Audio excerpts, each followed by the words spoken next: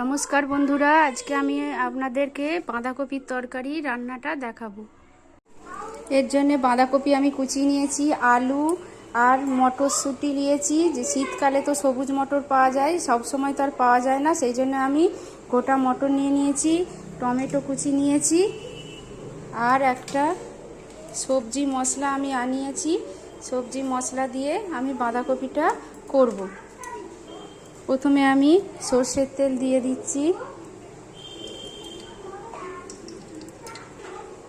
এরপর আমি কড়াইতে 5 ফোড়ন, তেজপাতা, শুকনো লঙ্কা একটা দিয়ে দিলাম। দিয়ে আমি নেড়ে চেড়ে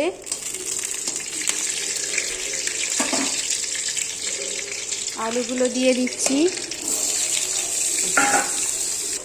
এরপর আমি মটর কলাইগুলো দিয়ে দেব।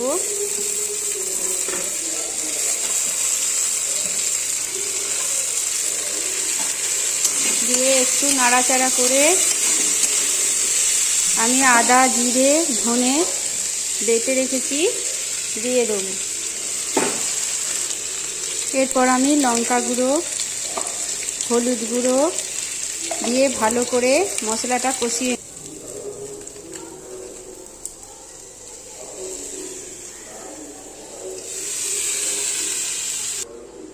এরপর আমি বাঁধাকপিটাকে ভালো করে নাড়িয়ে চাড়িয়ে দিচ্ছি। দিয়ে আমি ঢাকা দিয়ে দেবো। আমি ঢাকা দিয়ে দিয়েছি, একটু পরে আমি খুলে দেবো। ঢাকাটা খুলে আমি নুন দিয়ে দিচ্ছি। নুন দিয়ে আমি নাড়াচাড়া করে আবার ঢাকা দিয়ে দিচ্ছি। ঢাকনা খুলে আমি কপিটাকে কুকারে 2টো সিটি দিয়ে দিচ্ছি। নুন দেওয়ার পরে কপিটাতে যা জল বেরিয়েছিল সেই জলেই আমি কুকারে দিয়ে দিয়েছি। দিয়ে আমি তাকে সিটি দিতে দিয়েছি। এরপর আমি কড়াইয়ে তেল দিচ্ছি।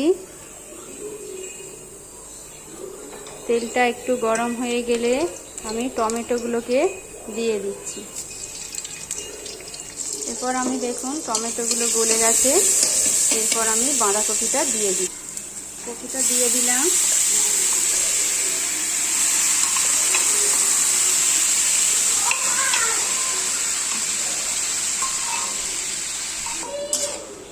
কপিটা কড়াইয়ে দিয়ে আমি একটু চিনি দিয়ে দিব।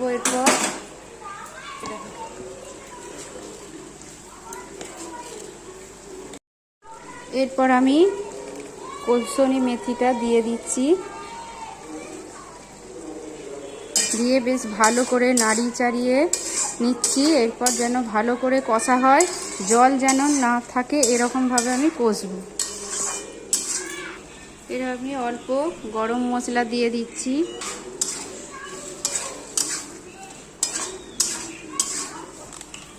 এরপর আমি সবজি মশলাটা দিয়ে দিচ্ছি। এরপর ভালো করে নাড়িয়ে চাড়িয়ে নিচ্ছি। এর বাঁধাকপির গন্ধটাও থাকবে না আর সুন্দর একটা গন্ধ আসে। আমার হয়ে গেছে কপিটা। এরপর আমি অল্প ঘি দিয়ে এটাকে নাড়াচাড়া করে নামিয়ে দিচ্ছি।